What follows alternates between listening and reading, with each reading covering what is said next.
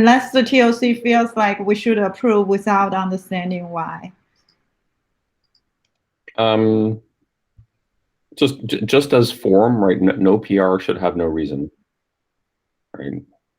So, I like any other PR, I don't think I would approve a PR that didn't have some reason. So it just has to provide some rationale, right? Like I don't think it needs to be very much, but I don't think we should just pro forma approve it without that. We should also maybe have a policy for who is where in these things. Like, do we have any official policies on code ownership? Not on the top level. Right. I mean, I think the policies, we try to align code ownership with working groups, more or less. Obviously, there's outliers like infrastructural things, etc. You know, so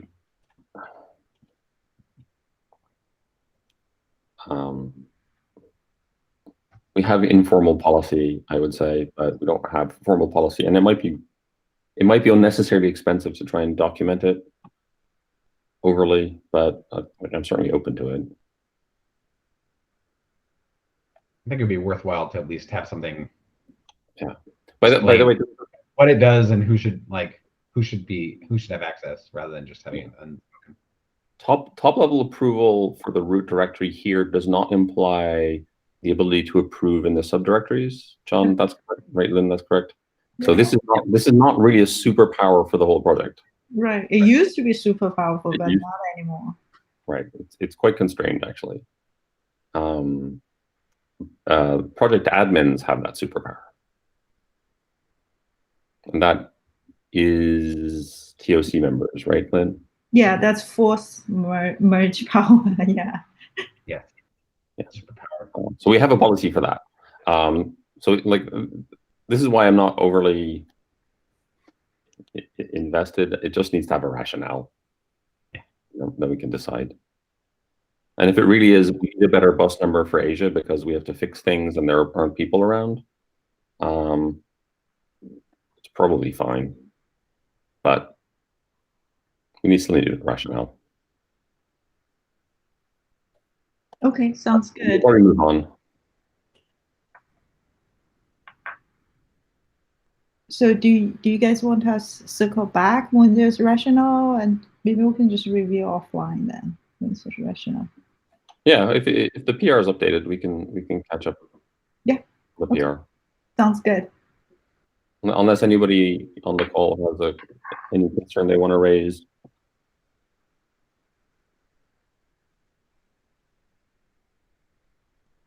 Okay, let's move on then.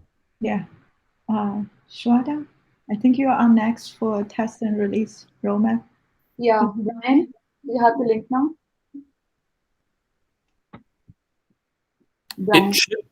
It should be in the spreadsheet. Okay, sorry. Like the spreadsheet was down here. Thank you, Sven.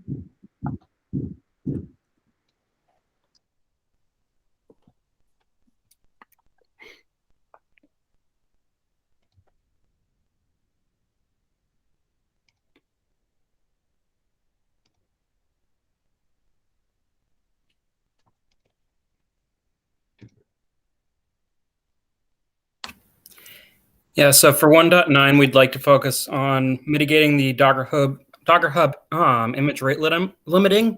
That was recently added and it's causing some users issues.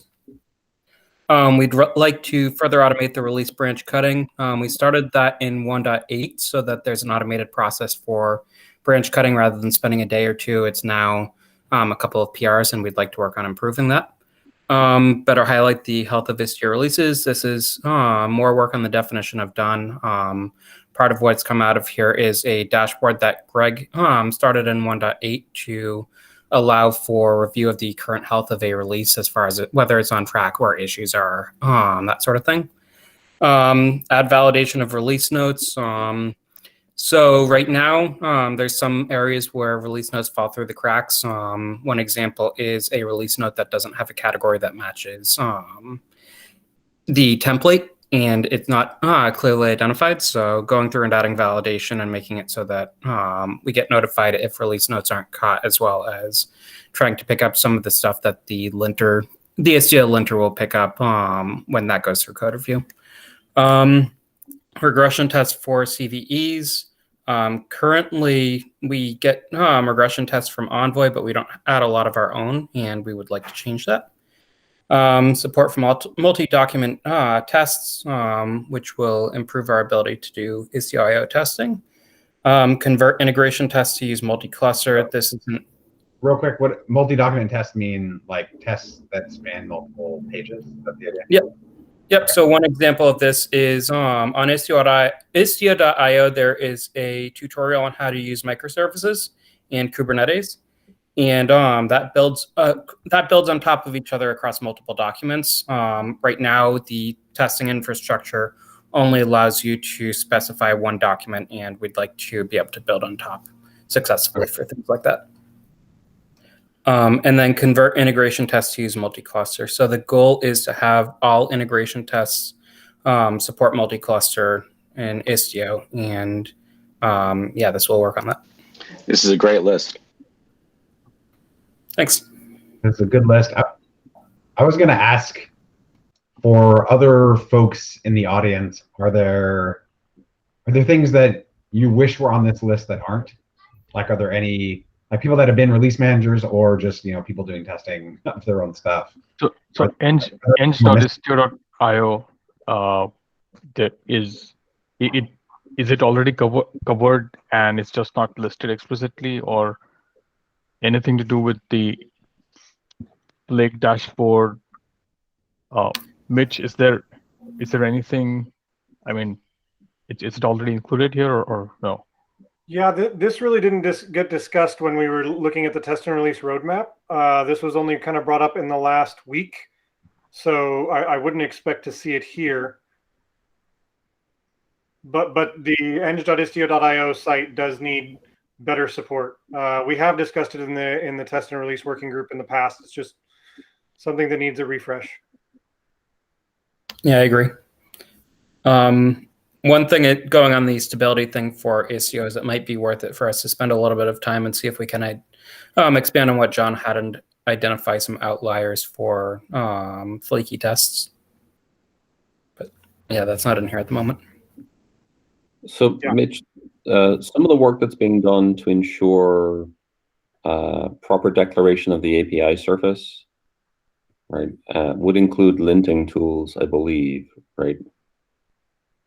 When you say proper declaration of the API surface, can you be more specific?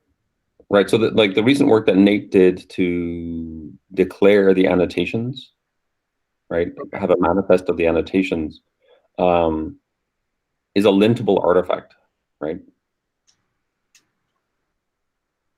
If I had an annotation that was alpha and I marked it release in one go, right, that would be a violation of policy. Yes. So that's lintable, right, clearly. So lint is static analysis. It doesn't usually take into account the delta in a change, which is what you're interested in there.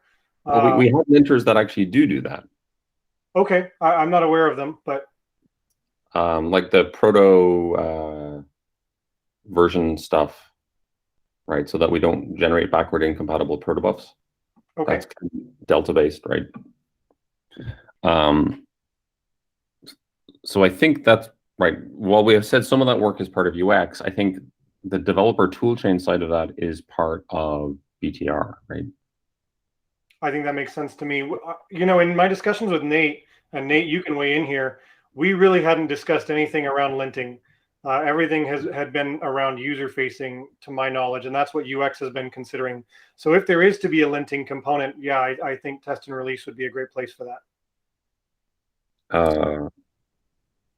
Okay, yeah. I'm not going to tell you to put it on your roadmap, but it probably should be discussed in the working group. It is something. Like, clearly, we want to make sure that the process around the API surface is being followed as part of the development process. So that is something that I'm interested in seeing happen. Yeah, I agree. I'll bring it up in the roadmap. Or not in the roadmap, in the meeting. Or group meeting. Okay, so Brian, I will tag you and Eric and Francois for this. Thanks. So one thing I would say, you know, I saw Eric actually owns a P0. I think he's on vacation today. I'm not sure if he would have bandwidth for that because he has a lot of work around upgrades. I just want to give you guys a heads up. So that might be a P1. Might be worthwhile check with him on that. Okay, thanks. So do we have any working group that's tracking, like across the working groups, how we're doing on testing? Like what level of coverage we have and how it's going?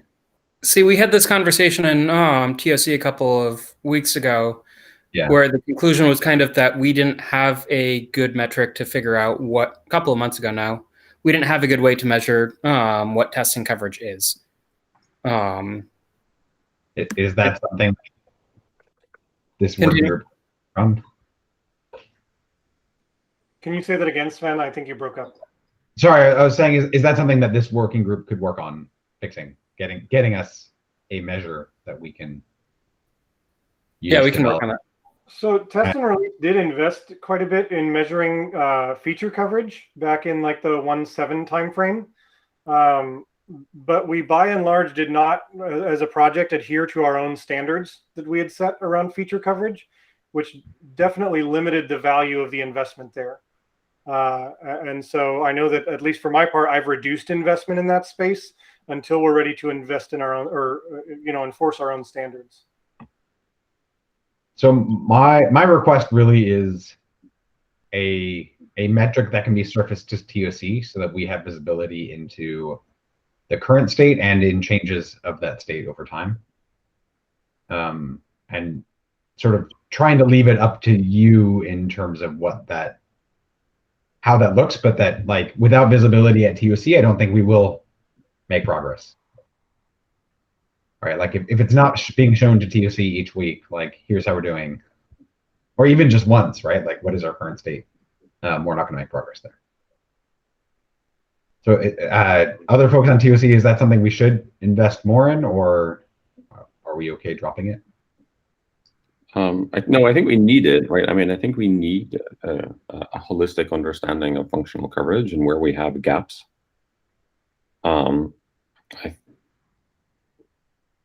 Right, there's certainly a bandwidth issue, but I don't think the bandwidth issue should interfere with the fact that it is actually a goal and capturing that.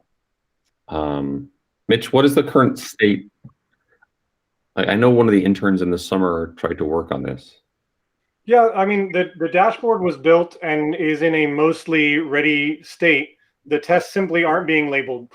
As a project, we are not writing test plans the way that we agreed to back in 1.6. And so there's very little data in the dashboard today. Okay, I mean, even aside from writing test plans, right, just writing tests, right, and labeling them. That's correct. That also, it was one of those things where we said, yes, we want to do it, and we did not assign who was responsible for doing it, and it did not get done. Yeah, so I think initially with the definition of done, we were looking at like lines of code coverage and that kind of thing, standard metrics. And the conclusion that we came out of back then was that it was just very hard to measure. And the conclusion was that lines of code coverage isn't effective, and it's very hard to measure whether something is fully tested without any verifiable metric like that. You just kind of have to assume that tests were written against APIs and that sort of thing. I'd be happy to look into whether we can come up with a better metric there, but that's a challenge we were into back then. I think it's not a sufficient metric. That doesn't mean it's not a useful metric, right? So, like, if we know that we run all the tests and only 20% of our code is covered, right? Like, I would like to know that, because that's horrible. Whereas if it's at 80%, 90%, that doesn't tell us we're actually doing a really good job. It just tells us that, okay, we don't have a huge hole there, right? When I checked a couple of months ago, The number that I got back was 50% of lines covered in Istio. And to be clear, that's from unit tests, correct? That does not include any of our integration or end-to-end tests. That's Right. unit tests. It's very hard to measure integration tests, whether those what those do and don't cover. And that's what you mean by it's too hard. It's we can't cover the things we care about the most, which is integration testing. Okay. Is that something we could look at fixing somewhere on the roadmap? Yeah, we can bring it up and see if we can find a good way to measure that. Okay. I think that would be useful. So would that be different from feature coverage, Sven? Or maybe we can take the details into a different conversation so we're not holding this up. I would like to continue. I would like to know what lines of code in our code base are not covered by any tests at all and what percentage that is. Okay. Right. So if there is code that is not covered by any test, any automated test, that means we have no idea if that code actually works. Right. So that's a useful thing to have surfaced to the project.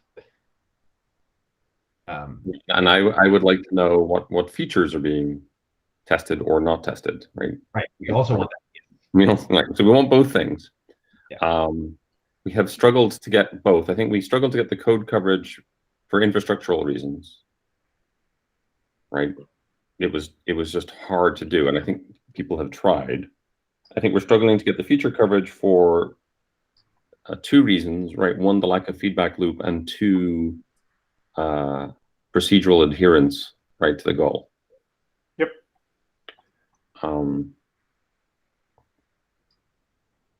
I think there's a feedback loop between visibility and procedural adherence that Sven is kind of pointing out. So it would be useful to try and get some form of dashboard and or metric into the Eng site, right, as part of automation. So that probably should still be on the list. And we can try and find somebody to work on it, I guess. Okay.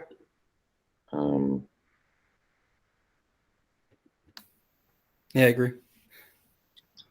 And I think there's a broader point there, which is in general, if someone wants like pressure from TOC, or we want to push some sort of horizontal effort, if we don't have visibility into how that effort is going, it will fail.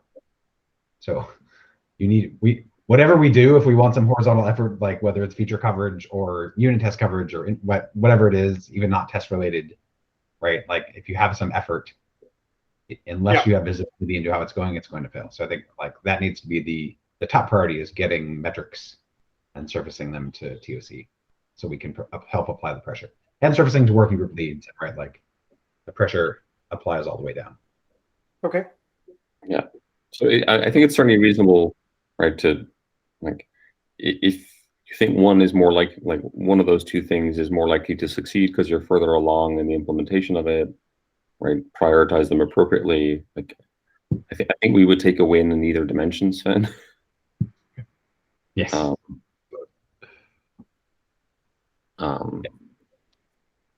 Yeah, I guess I want to say I really like, the documentation workgroup have done, that you can run a command. I think it's like make test or something, and then you see how many percentage of the tests are automated.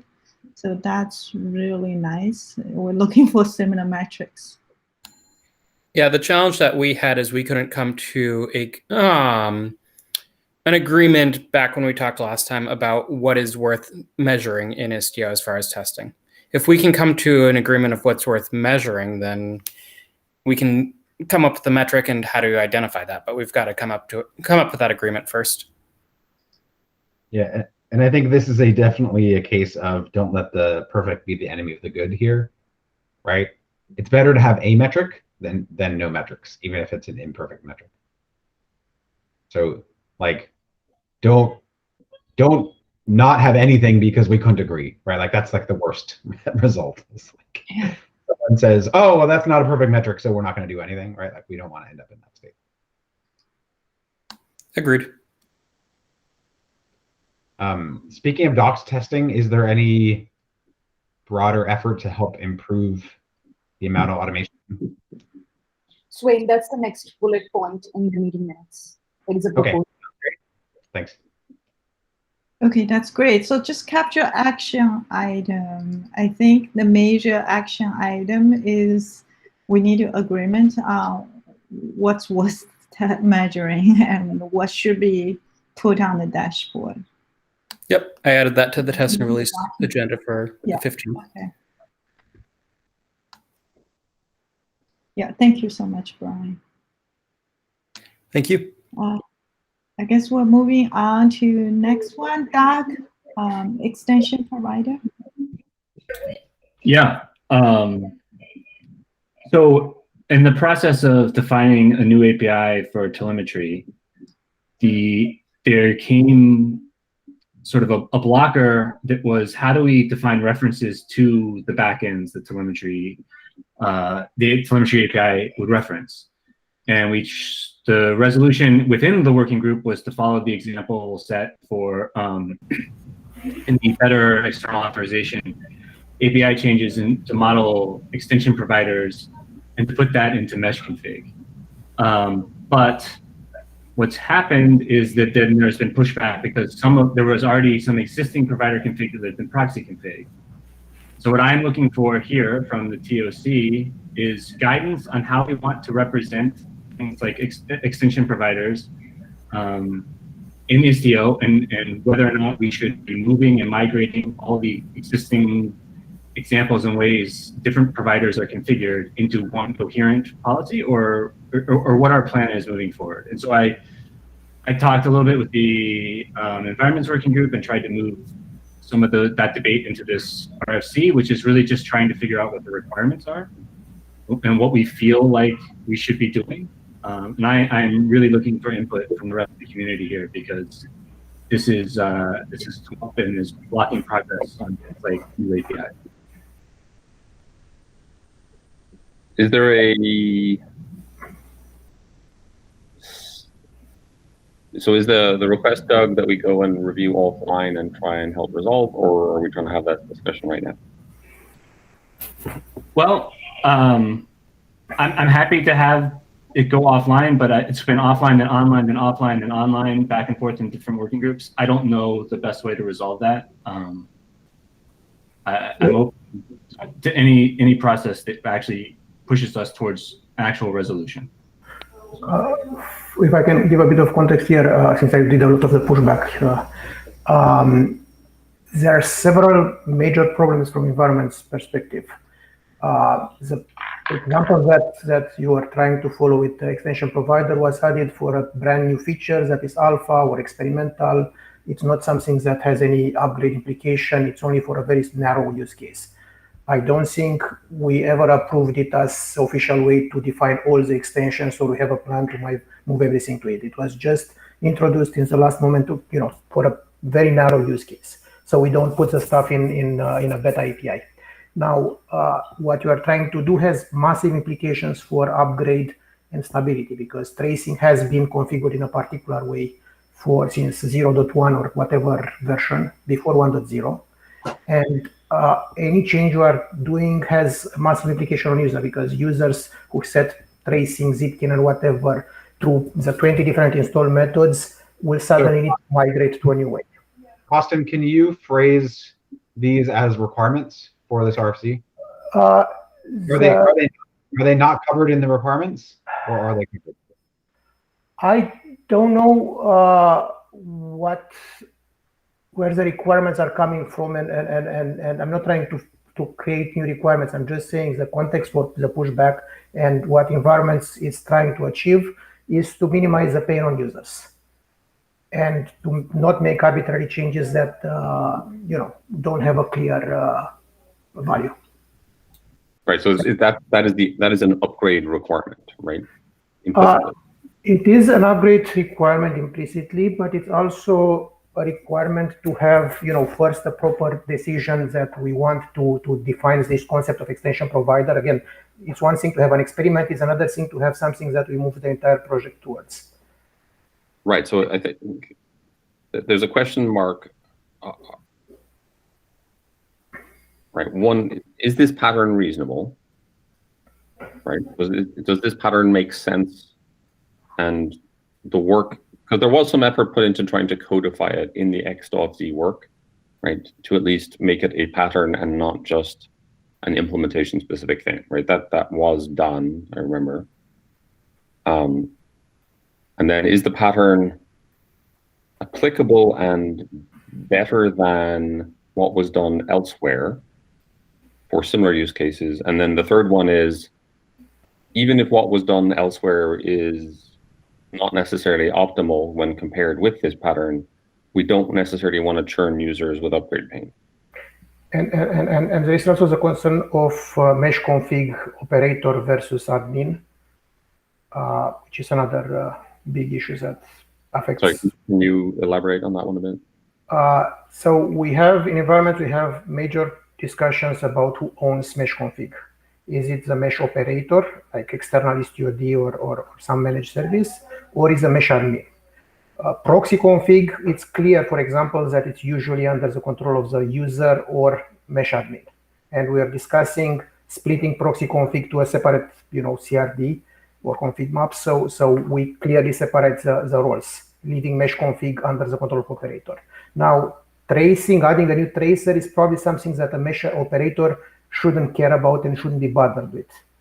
So that's one of the reasons where I'm trying not to have them in mesh config, but keep them in proxy config, because that would be more convenient for, And the reason why this is a concern is because it increases the load on the operator if you have more than one, if you have automation and a user activating the same resource. It is also a regression, because in the past, user had ways to control proxy the tracing by using proxy config as an annotation, and it's moving something that should be or was under the control of the user to the operator. So it's all the way.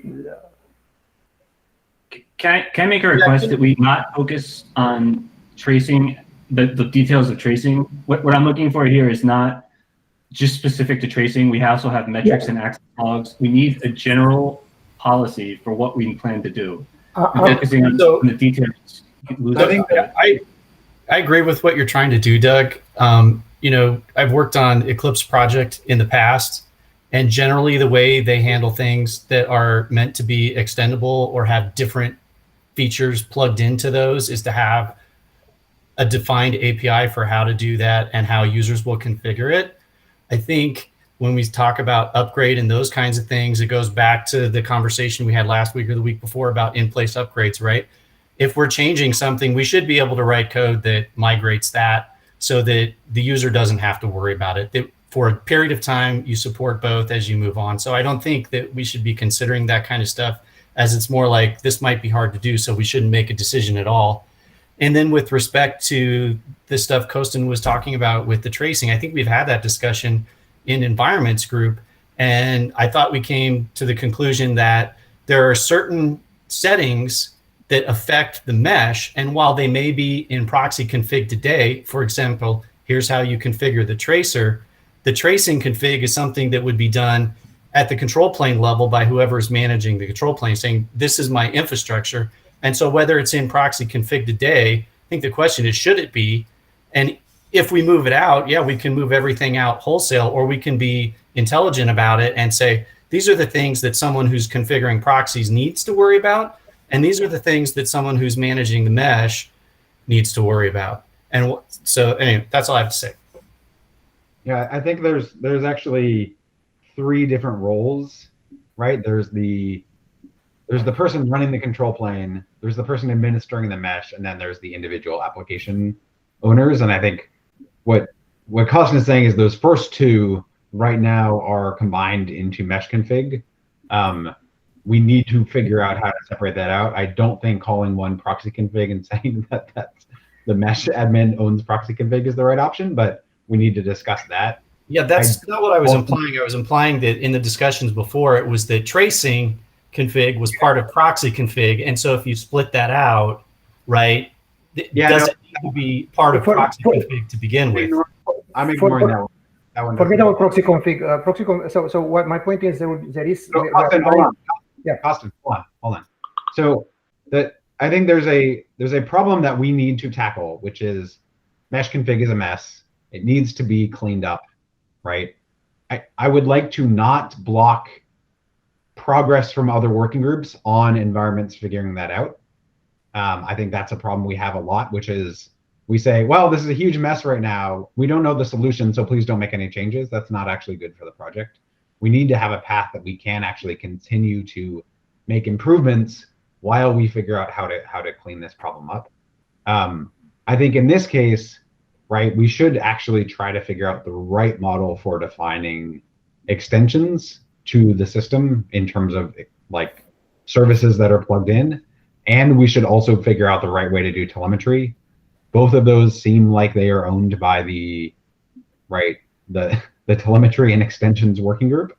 So I think we do need to keep iterating on this doc specifically, Doug. I don't think we're going to solve it in TOC, but I think we need to figure out the right group of people that can iterate on this and have, you know, like a sub-working group set up where we are like meeting regularly. So I think that we that part we need to do now, because like Doug said, right, this is like ad nauseum, just going in circles and no progress. So Mandar, the appropriate question for the TOC, right, is I think, is the provider pattern a good one for extensions, like regardless of where it actually lives, right? Relevant to Sven's question about like mesh configs a mess, right? Do we think the provider pattern is the right pattern to be using for this type of thing? And then there's a separate question, the second question, which is, okay, where the hell can I put the provider pattern today? Right? My inclination, mine, is that the provider pattern is the right model for plugins. Or at least it's obviously better than what we were doing before. I feel comfortable with that. How is it better than what we were doing before? I mean, the fact that we renamed remote service to extension provider changed something dramatically? So in the sense that if you want to have an extension, right, you have a schema for it. You don't necessarily have to have a separate API for it, and you name it. And then the way that you reference it within the API model is by name and name only, right? So we have a way to include or reference potentially complex behavior or implementation. And the way that we do it within our API model is by name. Like that's really what the provider pattern is, right? Like you can have 3 implementations of the provider pattern, right? But what we do in the API model is we say, if you need to use the provider here, right, you have a provider somewhere else, and then you refer to it by name. Yeah, and that's what we're typically doing. I mean, we have said, I mean, each provider is a service that has a well-defined name, and we have, you know, the entire API is based on this model. So I don't think anyone is the issue is if it should live in mesh config or not. That really is a question here. Well, are they actually, right? Not every provider is a service, right? Some providers are implementations, right? They're code inside Istio, they're code inside Envoy, they're WASM modules, right? Or they're even potentially code that somebody writes that, you know, becomes a dynamic extension inside Istio or one of those other runtime contexts. So that's a very good point. In the interest of time, I wonder if we can not go too deep in this here. I do think we need to discuss whether we put this somewhere outside mesh config because of the concerns about mesh config needing to be split. How about I volunteer to help Doug and Mandar, and then whoever else wants to get involved, and let's figure out a path. Anyone else from TOC wants to help too. I'm just trying to volunteer to help move this forward. And of course, costing has to be there in that.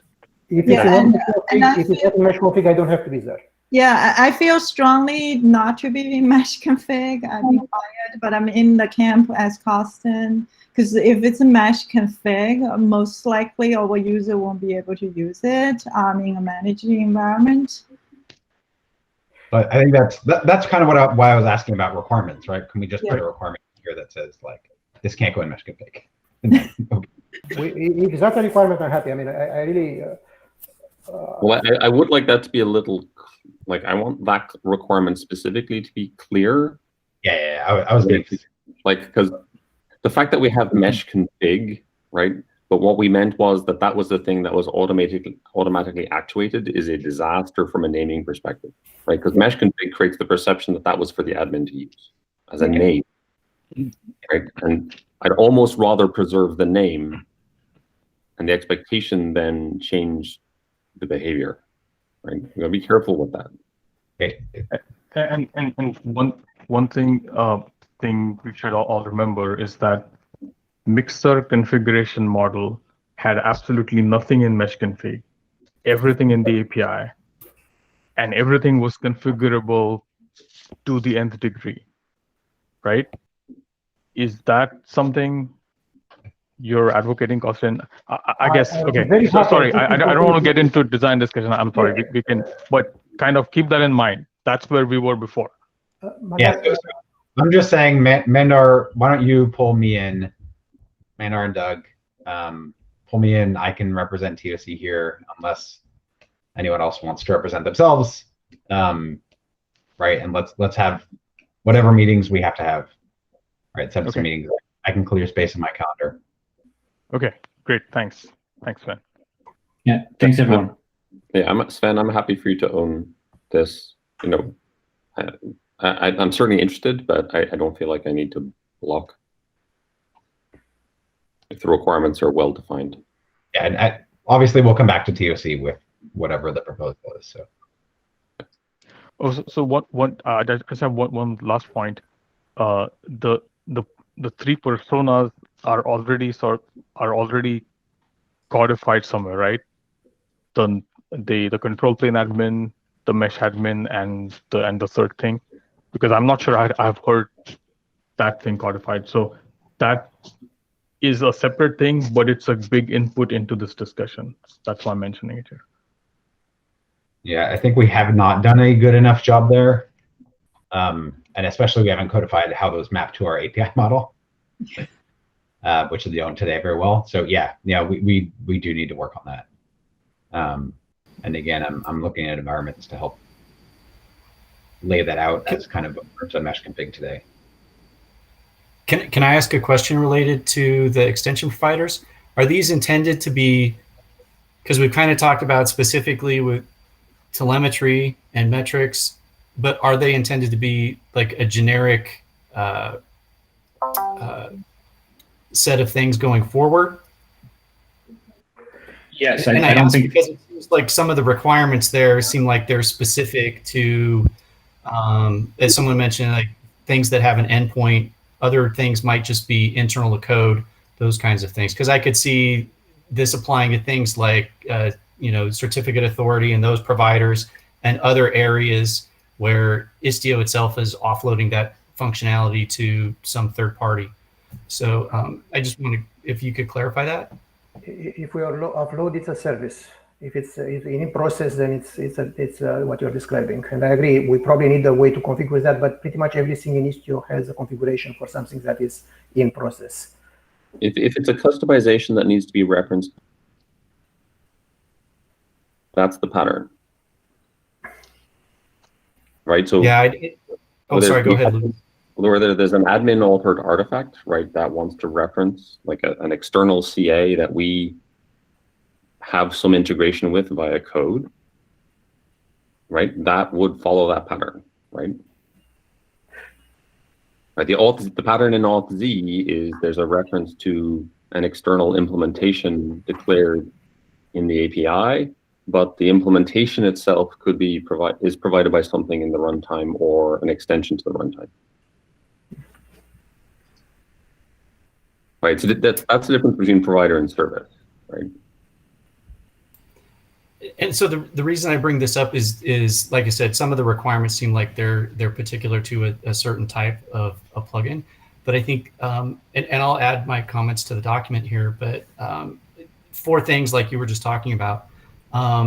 that would also imply some kind of API contract for that area of functionality, so that somebody providing a plugin is either implementing a provider API or working with a backend, or both. So I think that needs to be sort of spelled out as part of this, that, you know, as things are deemed to be areas that folks can put their own functionality into, that there would be some sort of API contracts around those areas. And then ideally, the functionality that's already being provided in Istio would just implement that API as a simple test. Like, so this is sort of the Eclipse model upstream, right? Is you're doing stuff, you have these provider APIs and a default impl, and you say everything that's in Istio today would be a default implementation of anything. Right. The only thing I don't want to imply right now that there's a well-defined in runtime API contract for the behavior. Right. Let's say somebody built a custom build of Istio-D, right, and they added some code and they wanted to trigger it. Right, but there was no well-defined API inside Istio-D for doing the customization that they had. But they wanted to make it configurable about whether the feature that that thing represented was enabled or not. Right, like the console integration that we had, you know, maybe done, right, would be a good example. And we took out because we are trying to move away from this model. So I see. Right, but this is a hypothetical example, right? You didn't need to formalize a runtime implementation interface contract to have the provider pattern still function. Right? Those two things are actually separate. And we should, for at least, resolve the problem for external services, and maybe we can revisit later if we need to refactor Istio to use this model or not. But I think it's better to not bloat the scope, unless Sven wants to bloat it, of course. I think it's. Let me be clearer about the pattern in the notes.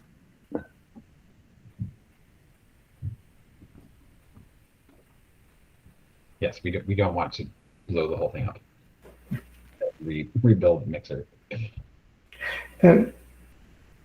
Sorry, I wasn't implying that. I was more saying that as we identify areas where there would be plugin, right? And that would be additional work that would need to be done. It would be coordinate off. Here's the provider API. Here's what an example looks like, because Istio-D was doing it already, and that gives people, you know, an example and a good jumping off point. And like I said, my particular interest would be, you know, certificate and key management, in addition to the metrics piece, right? Security team has defined some things for that. You may want to look at the notes from the security working group. Right, I've been involved in those, so I understand. I'm just saying, even that seems like it's sort of a forked approach, right? There's, you do it this way if it's in Istio-D, and then otherwise, you know, here's the other mechanism that we use if you want to plug in. Let's take this offline. Okay, we have 10 minutes. I think it's probably good to move on. We have a bunch of topics. Unfortunately, it's not going to fit into the 10 minutes. I think we already decided next Friday we're not going to have this meeting. So I think we still need to have another TOC meeting this year, I think. We could schedule that. What day? We try Thursday instead. So people who are not attending today's TOC, how would we communicate that the timing has changed? We're just, I believe I already updated the calendar. Also, next Friday, it should be already removed, and also the Christmas and the New Year. You just use the normal. Yeah, so let's take offline what time we meet for the actual meeting. So Oliver, Li-Ming, are you guys on? Maybe we can review. Yeah, I'm here. The plan for the few minutes. Are you going to present? Are you going to present, or I can do it? I'll do it, Oliver. Okay, thank you. Yeah, we made some modifications on this plan. Taking the feedback from the TOC. And this is just a very quick run through those like new changes. But the doc is going to be mainly focused on improvements of existing features. For new features, we do have very few, but they are very important, so we can't remove them. So first one, improvements on existing certificate provisioning flow, includes two things: making SDS configuration into first-class API, which means not using environment variable for the sidecars, but we are potentially using like something like mesh config, right? And resolve the SDS related startup issue. If I know there are some issues. Some are under Envoy. This is some effort that will take time. So I set it as P0.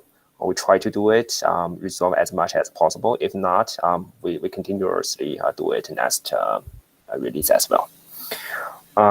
Second one, update their Istio deal to align with the Kubernetes v1 CSR API in their DNS cert provisioning. Currently, we're using their Alpha API. Alpha, there's a like old API, but it's going to be deprecated in around end of Q1, I think. So we need to make the move to adopt their V1 API. So that's also a P0. Yeah, Limin, do you want to? Yeah, so for improvement on security policy, we have two P0s. The first one is which is Yami has already worked on for some time. It's to support the third-party authorization engine through the custom action, authorization policy custom action. I think the design is already settled, and the implementation, yeah, at least it's in progress. Yeah, if it's not completed. The second one is making migration from alpha security policy to beta security policy easier with better documentation or a conversion tool. We have seen quite a few Istio customers. They are still stuck in alpha security policy. In Istio 1.6, we actually deprecated all the alpha security policies, but yeah, but we don't want to leave a lot of users behind just because they have used the alpha security policy and do not know how to migrate to the new policy. So yeah, we plan to improve our documentation, provide a step-by-step guidance to show users how to convert, and yeah, we can also optionally provide a conversion tool. And Yami plans to work on that. Did you get much? So, Lehman, we did this assessment based on the kind of Google customer base that we were looking at. Was this a systemic issue for other vendors? Did we hear any feedback on that? Yeah, I think the current data we got is from the Google customers. I haven't. Yeah, I don't know the other vendors. Does anyone has any input? Should we prioritize this, or do you think this is not very important?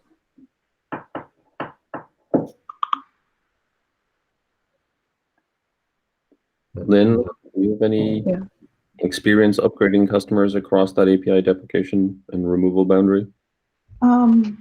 We haven't heard a lot of complaints. We actually have a lot of users using authentication policies. Most of the time, we were just sending them docs, and people seems to be happy.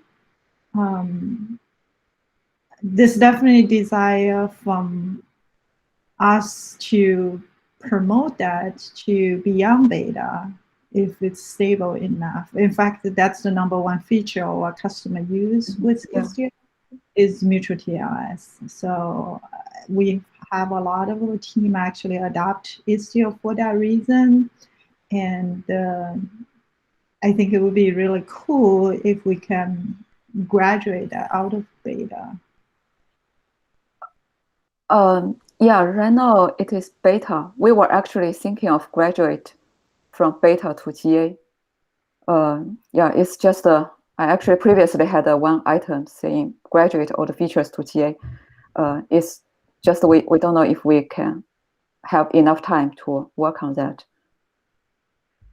But Lin, from your experience, you think customers do not have problem migrating from alpha to beta, right? So beta, we started from beta policy from 1.6. Actually, from 1.6, all the alpha policies are deprecated. Yeah, we haven't seen a lot of complaint. Most of the time, it's just to point to them the docs and forget it. Then do you guys forcibly upgrade users? Like, do you have a support window? Oh yeah, I think we no longer support 1.5, so we only support 1.6 and 1.7 now. Now 1.8 just made to IBM Cloud, so we're probably going to deprecate 1.6 really soon. But do you forcibly upgrade them as opposed to just dropping support? Oh, we just drop support. Yeah, they would have to upgrade themselves, but the problem is they are on too old when they come to us for questions. You know, we don't always help them if they are on too old versions. That's the thing. Okay. Yeah. Okay. Yeah, a lot of what we use on 1.7, so I know they've done the migration, and we haven't heard a lot of pain points, which is nice. Okay. So, Louis, do you think we should keep it P0 or P1? For this one. I don't know if it changes the priority. It's just good. Yeah, P0, please. Okay. Like we do intend to, or would like to be able to forcibly upgrade users, right? Rather than just dropping them out of support. I think that's why it's probably more important for the model that we have. Yeah. So I don't think it's just good to have the context of, maybe Lehman, you want to sync up with Lynn or try and chat with the other vendors as well and find out a bit more about their practices and whether this is impacting them. Yeah. Okay. Yeah. Sounds good. So let's keep it. Yeah. P0. Yeah. The other things are actually left over from the previous release. One is the refactor authentication filter and migrate to upstream envoy filter. I think Lisa is driving that effort. And also improve the troubleshooting tool with Istio. We previously had Istio auth-n, and because we switched to beta policy, and the tool stopped working. So we want to also recover that tool and make it better. Yeah, I'm picking up. Next one is support adding custom routes to the workloads to support CA migration and federation. This is a P1. I think we already have it. Actually, also root CA rotation too. Yes. When this is done, root CA rotation will be very easy, right? But this is a prerequisite for that. Yeah. Joint effort with networking working group. Lisa gonna working with Yuchen on the enhanced transport security. Yeah. We had a minor nit on that last one. Could we call it better transport security so there's no confusion? Is that? I can change the name. No, okay, no. Thank you. Yeah. All right. I think actually I can even change that. Okay. No problem. There. Happy, Josh? Thanks. Louis, are you happy? That's the real question. Oh, Louis. That's important feedback. So it's approved. Yeah. Happy? Okay. Yeah, it looks reasonable. Thank you, guys. Thank you. Thank you. All right. I think we're out of the time, so we will let you guys know when we'll meet next time. And I think that at least answered this one. Yep. Sorry, what is the conclusion on that? When are we meeting again? When's the next QOC? Oh yeah, who's taking that? Lynn, are you taking that to figure it out? Yeah, I'll ask you guys. So yeah. And then Yeah, go ahead. So we'll update the notes here so people can just look at these notes and figure out when. Yeah, and we'll send Okay. a calendar invite to you. Yep. On the calendar. We should also probably announce it on Discuss or whatever. Yeah. And on Slack. Just let people know. Yeah, sounds good. Well, thanks everyone. Happy Thank weekend. you. Happy holidays. Happy holidays. Wow.